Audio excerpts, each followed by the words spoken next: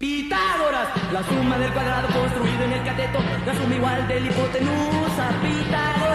Pitágoras, qué hombre. Hola amigos, ¿cómo están? Espero que bien. Hoy en día aparecen científicos en todos los periódicos, si bien ya venían apareciendo, pero con esto del COVID aparece la ciencia en cuestión. Entonces, para entender cuando un científico habla, ¿qué hay detrás de lo que dice? ¿Por qué dice lo que dice? ¿Le tengo que creer? Etcétera, ¿no? Entonces se me ocurrió, en relación a esta actualidad, se me ocurrió traer un problema que a mí me resulta muy interesante. Está relacionado con el medir el diámetro terrestre de la Tierra. De hecho, hay un proyecto, no me acuerdo si se llama ahora Proyecto Euclides o Eratóstenes, bueno, para buscar, donde en diferentes países del mundo se realiza una experiencia pedagógica que es esta de repetir el experimento de Eratóstenes y obtener una medida del radio terrestre. Es un experimento interesante porque, bueno, nos ubica en el universo, ¿no? Uno puede pensar que retrocedamos milenios y podemos pensar que detrás de las montañas está la nada, ese tipo de fantasmas y fantasías. Entonces es importante porque piensen en Galileo, ¿no? También, por ejemplo, pobrecito fue perdonado en 1992, Galileo. Con el asunto de ubicarnos en nuestro universo y sigue siendo un problema, ¿no? Así que es interesante desde ese punto de vista. Y entonces al final voy a dejar dos problemitas para que ustedes resuelvan. Para comenzar entonces a entender este problema y relacionarlo con lo que hoy aparece cotidianamente en nuestras vidas, se metieron los científicos en nuestras vidas, todos los días además. Voy a dar un pequeño contexto histórico de este programa. Para comprender lo que les dije, voy a dar un pequeño contexto histórico. Para eso voy a compartir un grupito de diapositivas. Vayamos al siglo VI a.C. Ahí pasó algo que fue realmente importante para el pensamiento humano. Aparecen los filósofos de la naturaleza, hoy en día se los conoce así, Tales entre ellos, al que voy a hacer mención con su famoso problema. Estos filósofos naturales ponían el origen de la vida, del universo, en los elementos como el agua, el fuego, la tierra, el aire, pero no podían explicar cómo combinados estos elementos después salía un elefante, ¿sí? Pero lo importante fue lo siguiente: sacaron los caprichos y las pasiones de los dioses y quedaron ellos y la naturaleza, solos. Y entonces empezaron a interactuar dando explicaciones de este tipo. No importa cuán acertadas o incorrectas hayan sido sus razonamientos, lo importante es que no hay una mano divina ahí determinando todo, el destino, peleándose. En esa época los dioses se peleaban también entre ellos. Entonces, el primer punto es este tipo de pensamiento, ¿no? Es ahí donde aparece Tales resolviendo un problema, un desafío que le hicieron, que es medir la altura de la pirámide de Keops. Y lo hizo con ayuda de un bastón y sombras. Acá estamos viendo un esquema del experimento de Tales, ¿sí? Y empezamos a ver las figuras geométricas, triángulos, rectas, ¿sí?, que nos permiten representar y operar sobre la realidad. En este caso tenemos entonces un bastón que usa una sombra, y esa sombra es inalterable, mueve el bastón del lugar y siempre mide lo mismo, digamos, ¿no? Y acá tenemos la pirámide, está a la altura de terminar, y acá podemos medir entonces la sombra que esa pirámide hace con los rayos de sol. Carl Sagan dice la primera vez que un bastón, para lo único que servía para partirle la cabeza al vecino, se utiliza, por ejemplo, para medir el tiempo o para empezar a tomar una medida del espacio que nos rodea. ¿Qué elementos puedo conocer yo? Y bueno, puedo conocer la distancia, la medida del bastón y la medida de su sombra, pero la pirámide no tengo manera de medir esta línea.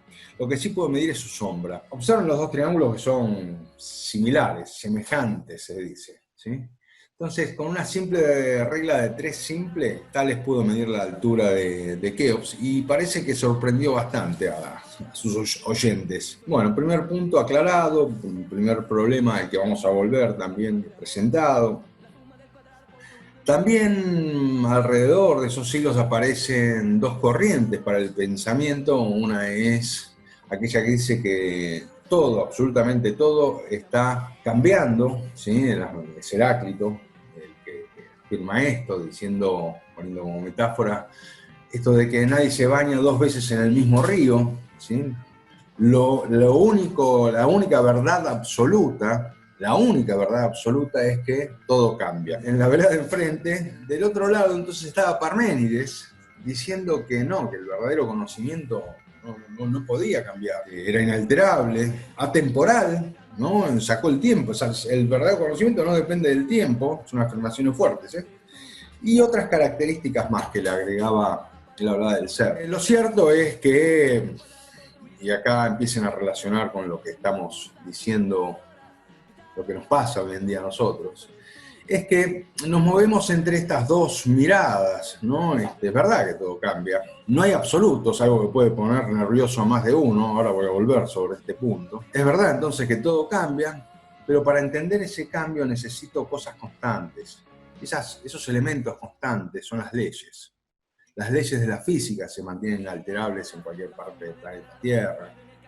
Las leyes de la química, las leyes del psicoanálisis no son diferentes de acuerdo, no. Las leyes de Freud son las mismas en cualquier punto del globo terráqueo. Y son esas cosas inalterables, pero no en el sentido de que son atemporales, inmutables, ¿no? Todo tiene una ventana temporal acá. Bueno, entonces, digo, nacen estas dos corrientes y hoy en día nos estamos moviendo, cuando un científico afirma algo, está entre estas dos miradas, ¿no? Una conjunción de estas dos miradas contrapuestas. Me detengo en Parménides. Parménides establece las leyes del pensamiento, son tres leyes lógicas. De verdades tengo que deducir verdades, P o no P es... Siempre, perdón, cuando digo P o no P, estoy diciendo una cosa o su negación, ¿no? Si digo eso, es verdad, y si digo una cosa y su contradicción, siempre voy a caer en una falsedad, ¿no? Cuando alguien dice, pero este me dice tal cosa y hace otra, o este me dice ser tal cosa y eso esta otra cosa. Ahí nos detenemos y nos perturba, decimos, no, acá hay algo contradictorio. Por ejemplo, si digo una afirmación, esta es una lógica binaria, si digo una afirmación, la niego, caigo en lo opuesto. Niego lo opuesto, vuelvo a la misma afirmación. Bueno, en la lógica binaria pasa eso. Sherlock Holmes hace uso, todos nosotros hacemos uso de esta lógica, ¿no? Sherlock Holmes también cuando dice, cuando hay, por ejemplo, un conjunto de factores que confluyeron en un asesinato, ¿no? Sherlock Holmes dice, bueno, cuando saco todo lo imposible, de esos factores imposibles, lo que me queda es lo posible. Por más imposible que nos parezca, ¿no? Está haciendo una especie de la ley del tercero excluido, de demostración por el absurdo. Bueno, entonces, estamos con estos dos personajes, Heráclito y Parménides, y vamos a ver cómo siguen estando en todo lo que sigue hoy en día. Entonces, dejemos a un costadito Tales, tengan presente porque hay un problema para resolver después, y vayamos a los pitagóricos, ¿no? Los pitagóricos decían todo es número. Resulta que la matemática empezó a ser un lenguaje potente en el sentido de que podía explicar la realidad.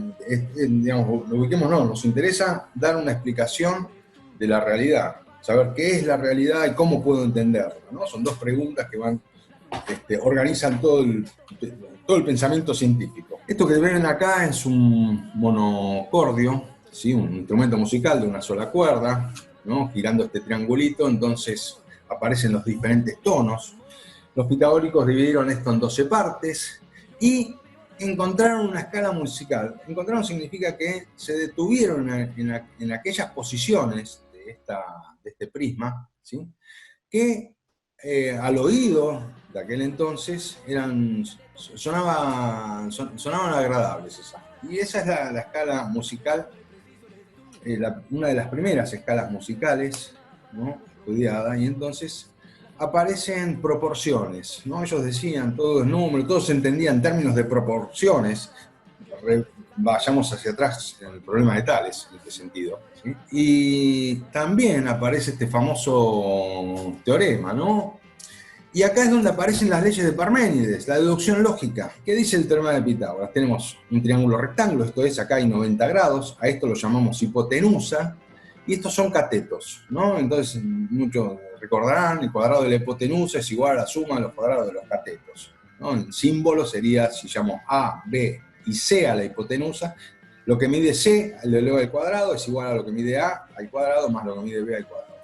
Los albañiles usan el 30, 40, 50. Tienen 3 barras. Con esas medidas se construye un triángulo rectángulo. ¿Por qué? Porque 30 al cuadrado más 40 al cuadrado es igual a 50 al cuadrado. Es el 345 también. Y esto también fue novedoso, porque acá aparece la potencia del pensamiento, de la deducción lógica. ¿Sí? Algunos matemáticos dicen que una vez que se demostró un teorema, queda demostrado para siempre, ¿no? Y entonces estamos en Parménides, ¿no? Algo inmutable, atemporal, ¿no? No depende del tiempo ya. En todo caso, quizás lo descubrimos, ya existía este teorema y entonces lo descubrimos. Pero hay otros que dicen que estos muchachos no están tan en lo cierto, ¿no? De hecho, en el siglo XX ya lo que para algunos matemáticos es un número, para otros matemáticos no es un número. Fíjense, ¿no? Una cosa rara, ¿cómo? Esto es un número, yo digo que el número, soy otro matemático, no, esto no es un número. Ni siquiera hay acuerdos en eso. Pero bueno, en ese siglo sí, estamos entonces en más o menos siglo V a.C., aparece el teorema de Pitágoras, usa las leyes de la lógica para deducirlo, ¿sí? También va a ser un elemento importante para hacer esta construcción de nuestro universo. Veamos este ejemplo. Acá tenemos ahora entonces una circunferencia, vamos a decir, y unos triángulos, este es un triángulo rectángulo. La pregunta es, cuando uno va al mar, ¿qué distancia está el horizonte? No sé, los que vivimos en Buenos Aires podemos pensar en la ciudad de Buenos Aires o en sus alrededores, podemos pensar en la costanera, ¿no? Ya en el Río de la Plata. Cuando vemos el horizonte, lo que estamos viendo es realmente la línea o, no sé, o todavía no llegamos porque está Uruguay delante nuestro, ¿sí? Enfrente nuestro. Bueno, entonces un problema podría ser, el primer problema que dejo es calcular la distancia al horizonte. ¿Sí? De vuelta, ¿no? Estos elementos geométricos nos permiten empezar a construir un universo. Ninguna pavada, ¿no? Claro, va a depender de la mirada al horizonte, va a depender de la altura de la persona, por eso aparece acá. Claro, sería bueno conocer, esta es la hipotenusa, sería bueno conocer la medida de la hipotenusa, pero me falta conocer el problema en la medida del radio terrestre. Y a eso vamos.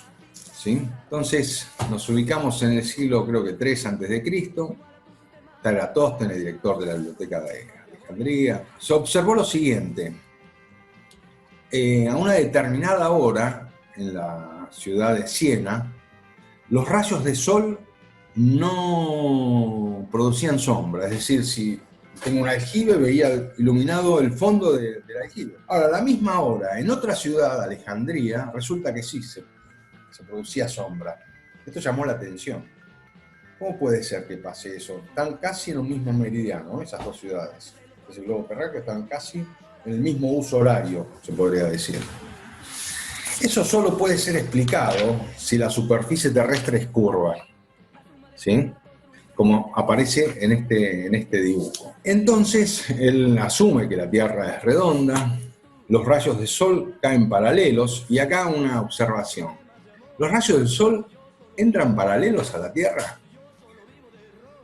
Cuando uno, en un atardecer nublado, ¿no? Aparece a cualquier hora del día, pero nublado, y aparece un huequito entre las nubes, ¿los rayos del sol no hacen así?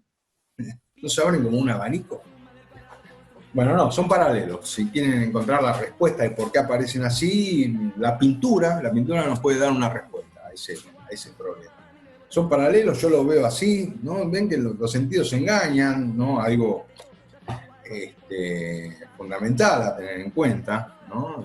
Uno cree que lo que ve, lo que siente, ¿no? Es realmente así. Bueno, no, esto no. Digamos, es todo más de mayor complejidad, no es un programa de intruso donde, no, porque yo digo tal cosa. No, esto es otra cosa, es más lento, es más para saborear, si se quiere, si vale la metáfora. Bueno, entonces, volvamos al siglo III a.C. Tenemos una pirámide, hagamos de cuenta que acá hay una pirámide, no produce sombra, pero en Alejandría la misma pirámide sí produce sombra sobre este lado. Con ayuda de las sombras y midiéndola esas pirámides, se pudo calcular el radio terrestre. Fíjense lo siguiente, acá estamos en Siena, tenemos la pirámide, no produce sombra, el rayo de luz entra y cae directamente al centro de la esfera. En este caso no, toca la punta de la pirámide y sigue en forma paralela a esta. Y esta es una recta transversal. ¿Se acuerdan de eso de que dos rectas cortadas por una transversal? Los ángulos, estos dos ángulos se llaman alternos internos, son iguales cuando en este caso, ¿no? Porque las rectas son paralelas. Entonces, fíjense lo siguiente, yo puedo medir este ángulo, ¿sí? Con un instrumento perfectamente puedo medir este ángulo. Entonces este ángulo es igual a esto, a este otro. Son ángulos alternos internos entre paralelas. Son iguales, exactamente iguales. Esta distancia se conocía porque era una ruta comercial acá. Esto tiene una medida y simplemente ahora haciendo una regla de 3 simple, este ángulo era aproximadamente 7,2 grados. Y esta era una distancia conocida, entonces una regla de 3 simple me permite a mí saber cuánto mide el radio de una circunferencia. Imagínense que, no sé, yo sé que un cuarto de circunferencia mide, no sé, 20 centímetros. Bueno, la circunferencia total mide 4 veces 20, 80.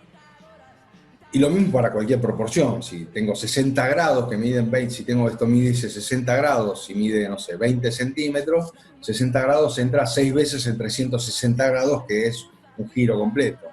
O sea que 6 por 20, 1,20 m será la medida de la longitud de la circunferencia. ¿Se acuerdan de esa fórmula?